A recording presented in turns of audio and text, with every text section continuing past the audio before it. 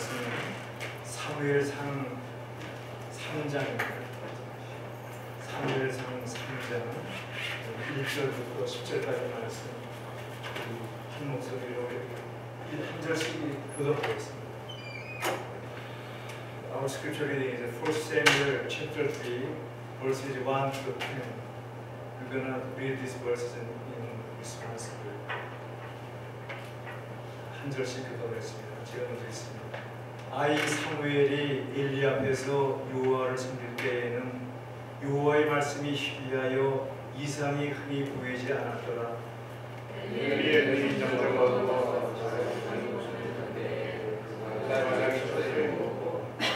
하나님의 등불은 아직 꺼지지 아니하였으며 사무엘은 하나님의 귀에 있는 여호와의 전안에 누웠더니 여호와께서 사무엘을 부르신지라 그가 저한테 나가되 내가 여기 있나이다. 엘리에게로 달려가서 이르되 당신이 나를 부르셨기로 내가 여기 있나이다 하니 그가 이르되 나는 부르지 아니하였으니 다시 누우라 하는지라 그가 가서 누웠더니 여호와께서 사무엘을 부르시니라. 사무엘이 일어나 엘리에게로 가서 이르되 당신이 나를 부르셨기로 내가 여기 있나이다. 그가 대답하되 아들아 내가 부르지 아니하였으니 다시 누우라. 사무엘이 아직 여호와를 알지 못하고 여호와의 말씀도 아직 그에게 나타나지 아니한 데라. 여호와께서 세 번째 사무엘을 부르시니라. 그가 일어나 엘리에게로 가서 이르되 당신이 나를 부르셨기로 내가 여기 있나이다 하니 엘리가 여호와께서 이 아이를 부르신 줄을 깨닫고 엘리가 사무엘에게 이르되 가서 누웠다가 그가 너를 부르시거든 네가 말하기를 여호와여 말씀하옵소서 주의 종이 듣겠나이다 하라 하니 이에 사무엘이 가서 자기 처소에 누우니라. 여호와께서 임하여서 사무엘아 부르시니라. 사무엘이 이르되 말씀하옵소서 주의 종이 듣겠나이다. 어느 날 한 지혜로운 사람이 교회당 건물을 짓는 그 공사장을 걸어가게 되었습니다. 그때 마침 그곳에서 세 사람의 그 돌을 깨는 소치장이가 일을 하고 있었습니다. 이에 이 지혜로운 사람은 그 중 한 사람에게 가서 당신은 지금 무엇을 하고 있습니까? 라고 물었습니다. 이 물음에 첫 번째 소치장이가 나는 공사 책임자가 하라고 하는 대로 지금 돌을 깨고 있습니다. 라고 대답했습니다. 이 지혜로운 사람이 두 번째 돌을 깨는 사람에게 가서 또 똑같은 질문을 합니다. 당신은 지금 무슨 일을 하고 있습니까? 이에 그 석수장인은 나는 나와 내 아내 그리고 아이들의 옷과 양식을 사기 위해서 지금 일하고 있습니다. 라고 대답했습니다. 마지막 세 번째 돌을 깨는 그 석수장인에 가서 이 지혜로운 사람이 묻습니다. 당신은 지금 무엇을 하고 있습니까? 이에 그 석수장인은 많은 사람들이 와서 하나님께 예배드리고 하나님을 높여드리고 기뻐할 수 있도록 교회당을 짓고 있습니다. 라고 대답했다는 것입니다. 이 세 사람은 똑같은 일을 하면서 세 가지의 다른 태도를 가지고 일을 했습니다. 여러분이 만일 그 돌을 깎는 세 석수장의 한 사람이라면 여러분은 무엇이라고 대답을 했겠습니까? 그 세 번째 석수장이처럼 분명한 목적을 가지고 분명한 사명감을 가지고 일하고 있다고 대답하셨겠습니까?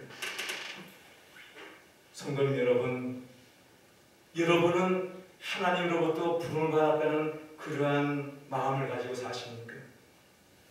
우리 모두는 하나님으로부터 부름, 즉 소명을 받았습니다. 여기에는 예외가 없습니다. 누구나 다 이것을 받았습니다. 이 부름이란 우리가 누구인가를 말해주고 우리 각자가 특별한 존재임을 나타내기 때문에 매우 중요한 것입니다. 부름 받았다는 것, 소명을 받았다는 것은 우리가 믿음을 가지고 살아갈 수 있게 해주는, 붙잡아주는 그러한 힘이 됩니다. 우리가 가지고 있는 이 소명, 즉 부름은 매일매일 하는 일에 우리가 보람을 느끼게 하고 현실을 뛰어넘어 미래를 보게 해주는 우리 마음의 깊은 면을 우리에게 나타내주고 있는 것입니다.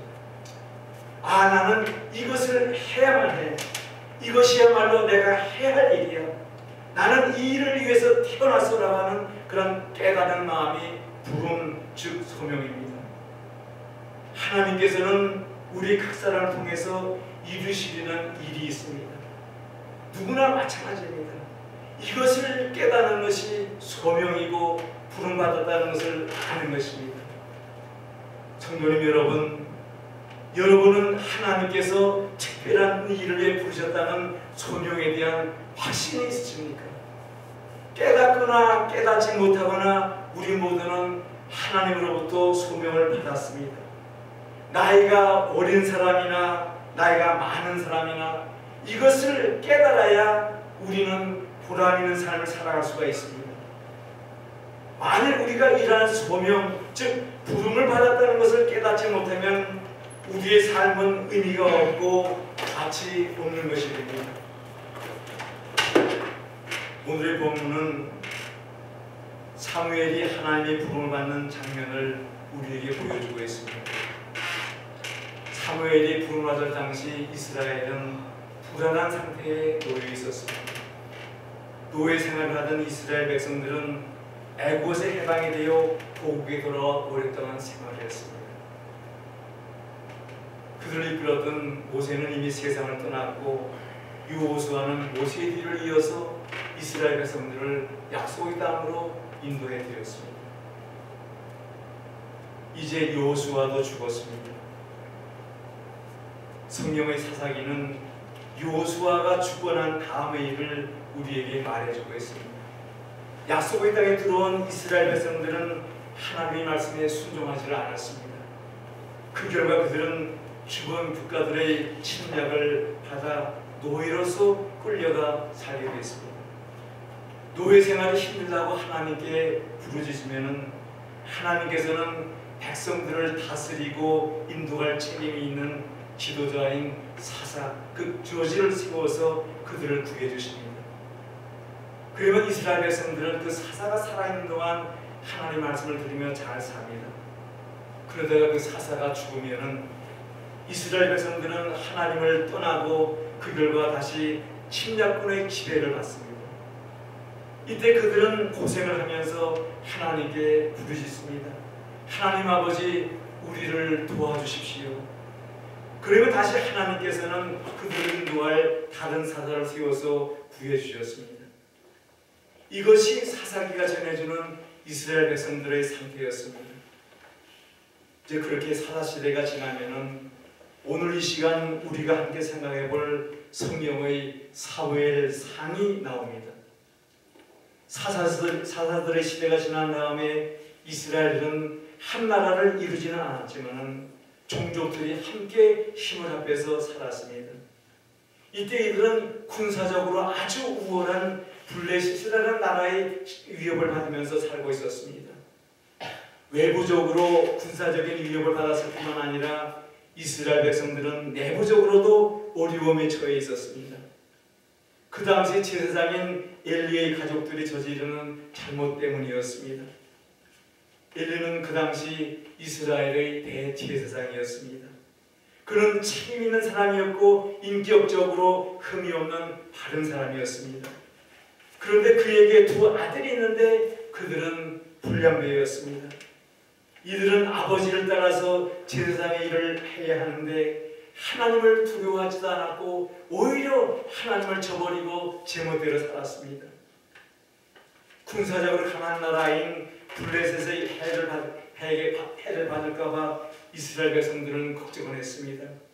하지만 하나님께서는 제사장 엘리가 죽은 다음에 그의 두 아들이 어떻게 이스라엘을 인도하실 것인가에 대해 더 많은 관심이 있었습니다.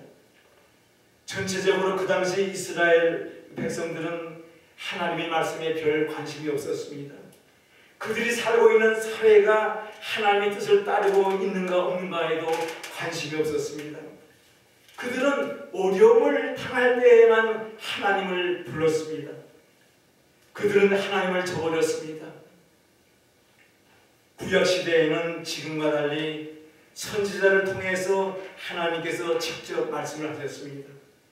이스라엘 백성들이 하나님을 저버렸기 때문에 더 이상 하나님께서는 이스라엘 백성들에게 말씀하지 않으셨습니다. 그래서 오늘 본문 1절에 여호와의 말씀이 희미하여 이상이 흔히 보이지 않았다라고 말합니다. 이러한 시기에 사무엘이 등장합니다. 사무엘은 한나의 아들입니다. 한나는 결혼을 해서 살았는데 아이를 낳지 못했습니다. 그래서 한나는 아들을 주시면 그 아들을 하나님을 섬기도록 드리겠습니다라고 하나님께 기도하면서 간절히 아들을 구했습니다. 아들을 얻은 한나는 하나님께 약속드린 그대로 그 아이 사무엘을 하나님께 바쳤습니다. 그를 엘리 제사장에게 데리고 가서 엘리 제사장과 함께 생활하면서 하나님의 말씀을 배우게 했습니다. 그래서 하나님께서 사무엘을 부르실 때에 그는 성전에 있는 그 복궤 옆에 더 자고 있었다라고 알려주고 있습니다. 오늘의 본문 4절에 사무엘이 하나님의 성전에서 누워 자고 있을 때에 누군가가 자기의 이름을 부르는 그런 소리를 들었다고 알려줍니다. 본문 3절에 사무엘은 성소에 있는 법궤 옆에다가 자리를 정하고 누워 잤다. 그런데 성소의 등불이 아직 꺼지지 않은 새벽녘이었다라고 알려주고 있습니다. 사무엘은 하나님의 성전 안에서 하나님께서 부르시는 그 음성을 들었습니다. 자기의 이름을 부르는 그 소리는 갑자기 밤의 고요함을 깨뜨렸고 사무엘의 깊은 단잠을 깨웠습니다. 그 부르는 소리는 단지 사무엘을 깨우려고만 한 그런 소리는 아니었습니다. 그것은 사무엘의 품성을 아시는 하나님이 다정하고 친밀하신 사랑을 나타내는 그런 소리였습니다. 모든 것을 아시고 보시는 하나님께서는 우리 각자의 형편을 아시고 그 형편을 따라서 우리를 대해 주십니다. 하나님께서 사무엘아 하고 부르십니다. 어린 사무엘은 예하고 대답하면서 즉시 일어나 빠른 걸음으로 엘리 제사장에게 가서 저를 부르셨습니까? 제가 여기 있습니다 라고 대답하였습니다. 그러자 엘리 제사장은 아니다, 나는 너를 부른 적이 없다. 다시 돌아가 자거라 라고 말했어요.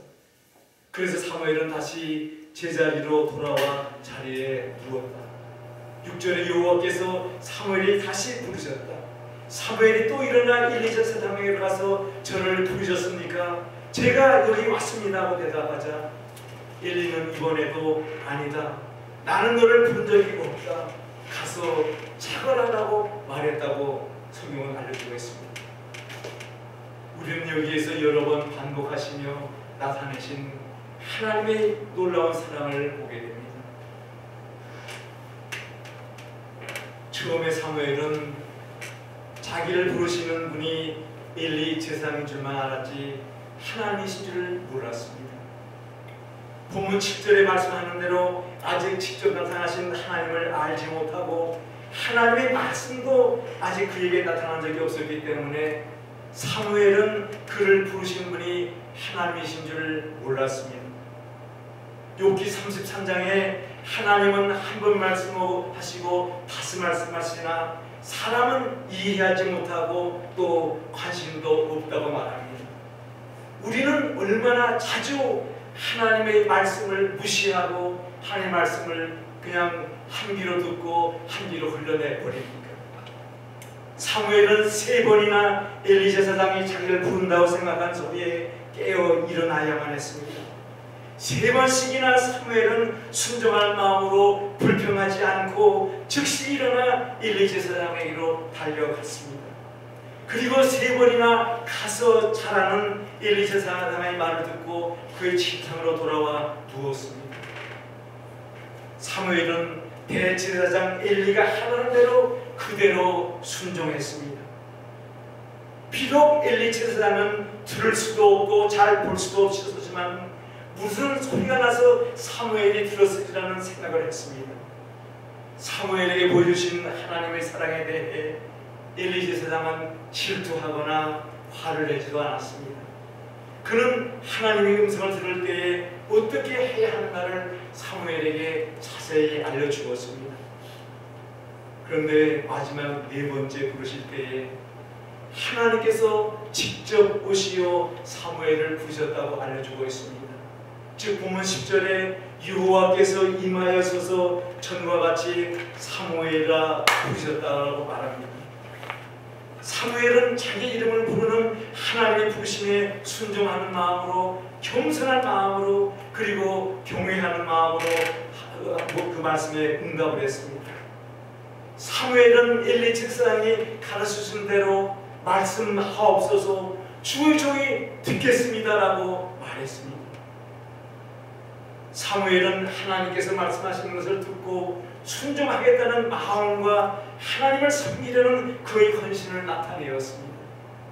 사무엘은 자신을 하나님의 종이라고 고백하면서 하나님의 부르심에 귀를 기울였습니다. 유대 역사학자 조시퍼스에 의하면 어린이에서 청년으로 넘어가는 그 나이가 12살이라고 합니다. 그런데 이 청년으로 넘어가는 해인 12살이 되던 해에 하나님께서 사무엘을 부르신 그 일이 일어났다고 설명을 하고 있습니다. 사무엘은 그 당시 성전에서 가장 낮은 자리에서 섬기고 있었습니다. 하나님께서는 우리가 현재 처해 있는 그 자리에서 우리를 부르십니다. 바울이 다메섹이라는 도시로 갈 때에 하나님께서는 그를 불러 사도 바울로 세워주셨습니다. 우시야 왕이 죽던 때에 이사야는 성전에서 왕의 죽음으로 어수선해진 이스라엘이라는 나라의 슬픈 장래에 대해서 생각하고 있었습니다. 그때 하나님께서 이사야를 부르셨습니다. 하나님께서는 우리가 일상생활을 하고 있을 때에 부르십니다. 하나님께서는 아모스라는 평범한 사람이 양을 치고 있을 때에 선지자로 부르셨습니다. 그리고 엘리사가 소를 몰고 밭을 갈고 있을 때에 하나님께서는 그를 불러 선지자로 세우셨습니다. 그리고 하나님께서는 구두수선하고 있는 윌리엄 캐리를 그 구두수선 집에서 불러 선교사로 다른 나라에 보내셨습니다. 하나님께서는 우리 모두에게 임무를 맡기시고 우리를 주님을 섬기라고 우리를 부르십니다. 하나님께서는 어떤 특정한 사람을 부르시어 선지자로 세우십니다. 그렇지만 하나님의 부르심은 선지자에게만 해당되는 것이 아닙니다. 하나님께서는 저나 성도님 여러분과 같은 평범한 사람들을 부르시어서 평범한 일을 맡기시고 어떨 때에는 특별한 일을 맡기시면서 하나님의 일을 하라고 하십니다. 한 젊은 여인이 다른 좋은 직장이 생겨서 일하던 직장을 그만두고 떠날 준비를 하고 있었습니다. 그래서 함께 일하던 그 동료들이 지나간 날들을 생각하며 아쉬운 마음으로 그녀가 직장을 그만두는 마지막 날 일을 마치고 한자리에 모였습니다. 같이 일하는 동료들이 모여서 함께 진행된 일들을 서로 이야기하면서 즐거운 시간을 보내고 있었습니다. 그때 그 직장을 떠나가는 이 젊은 여인이 거기에 앉아있는 자기 동료들에게 이렇게 묻습니다. 만일 여러분에게 다른 직장을 선택할 수 있는 그러한 그 기회가 주어진다면 여러분은 어떤 직장을 선택하겠습니까? 이 여인의 물음에 어떤 사람은 자기는 바다 동물들을 모아놓은 그 수족관에 가서 거기에서 고래를 훈련하는 그런 훈련사로 일하고 싶습니다라고 말했습니다. 다른 동료는 자기는 자기 꽃집을 운영하면서 살고 싶다라고 말했습니다. 그리고 다른 동료는 하루 종일 집에서 아이를 보면서 집안 살림을 하겠다라고 대답을 했습니다. 오늘날 우리 주위의 많은 사람들은 돈을 벌어야 생활할 수 있기 때문에 자기들이 좋아하지 않는 일이지만 그 일을 하면서 살아갑니다. 집세를 내고 전화세를 내기 위해서 일을 하고 건강보험 혜택을 받기 위해서 일을 합니다. 사회에서 지위와 명성을 얻기 위해서 일을 합니다. 우리는 물질적인 욕구를 충족시키기 위해서 일을 합니다. 때때로 우리는 나 자신에게 가장 좋고 옳은 일이라고 생각되는 그 일을 하면서 흐름을 따라서 그저 그런 대로 아무 생각 없이 생활을 하고 있습니다.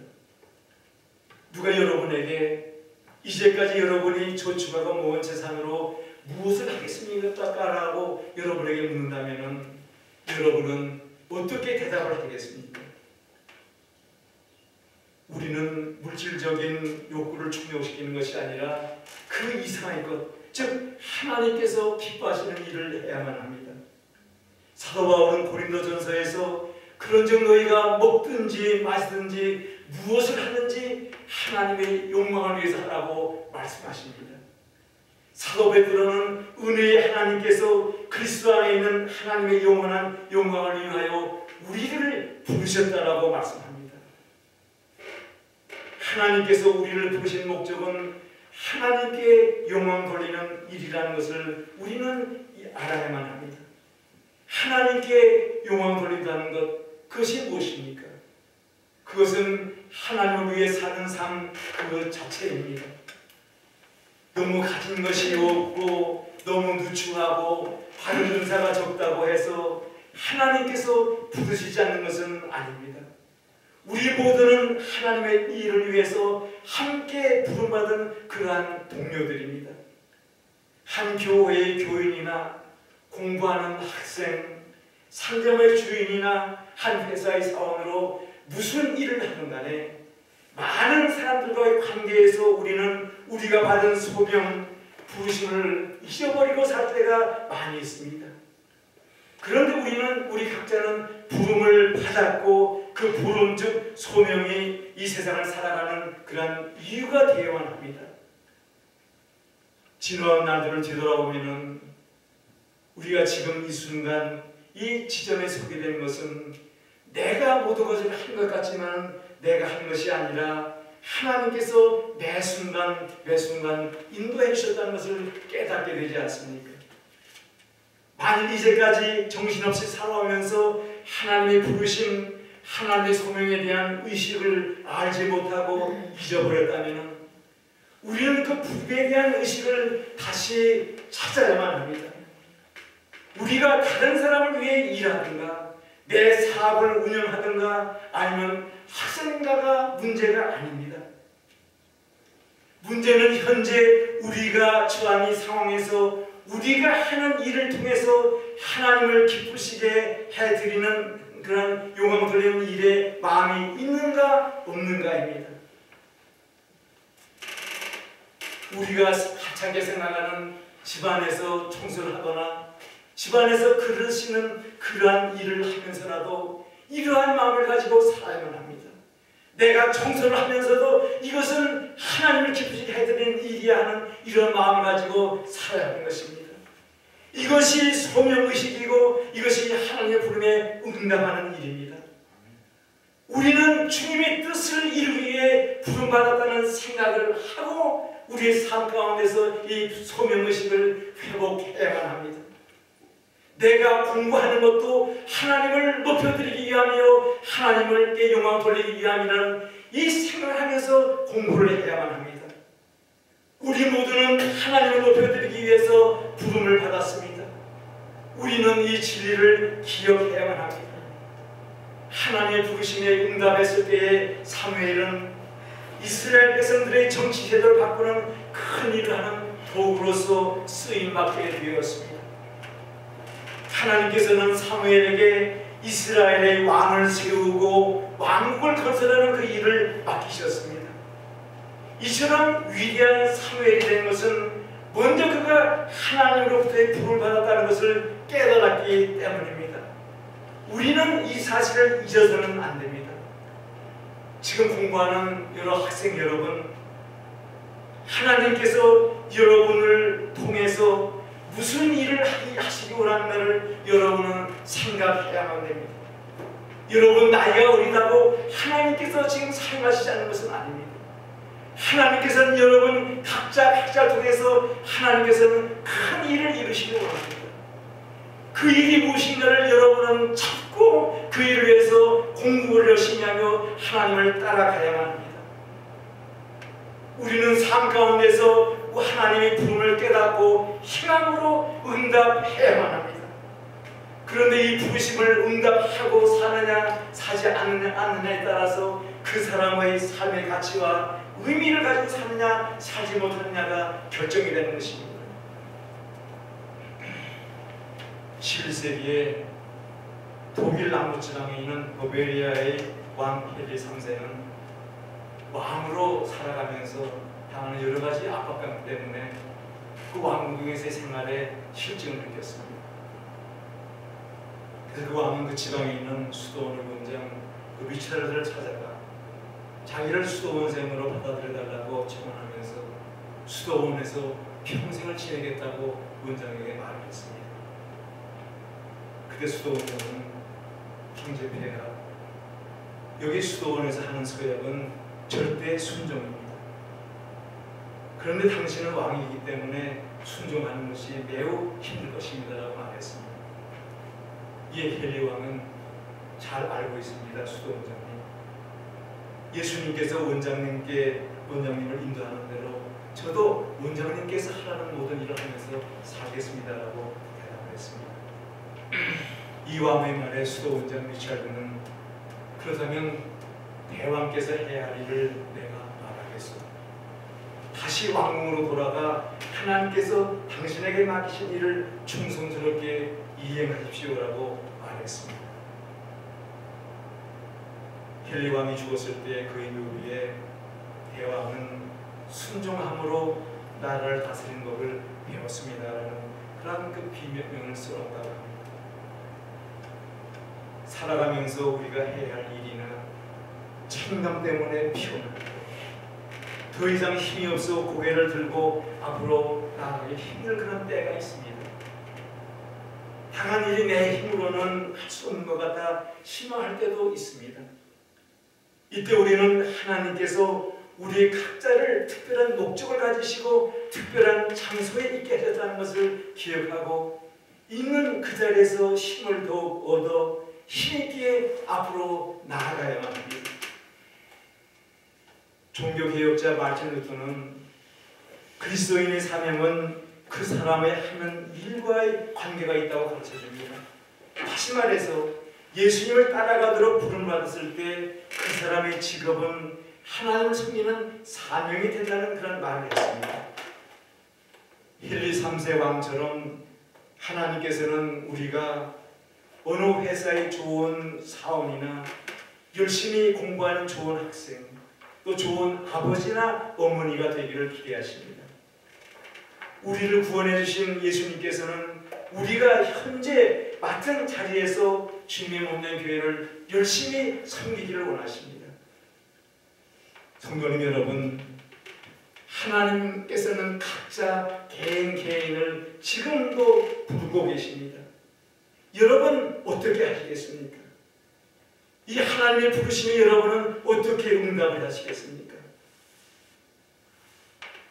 우리도 사무엘처럼 하나님 말씀하십시오. 당신의 종이 여기 있습니다. 무엇이든 시키는 대로 하겠습니다라고 응답하십시오. 그렇게 할 때 우리는 하나님의 부르심에 합당한 삶, 보람있고 기쁘고 풍성한 삶을 살 수가 있습니다. 성도님 여러분, 하나님께서 우리 각자 한 사람 한 사람을 부르셨다는 그것을 깨닫고 사명감을 가지고 우리 부르심에 합당한 삶, 보람있고 기쁘고 풍성한 삶을 살 수 있도록 우리 함께 같이 앞으로 나아가십시오. 기도드리겠습니다. Let us pray. Our Father in heaven, our hearts are filled with gratitude that you have allowed us to become members of your eternal family. We stand amazed that you know our name and our coming and going. Your call continues even when we deny it. Oh God, thank you for your love without limit. Thank you for calling us for your glory. Help us to experience you more richly and fully.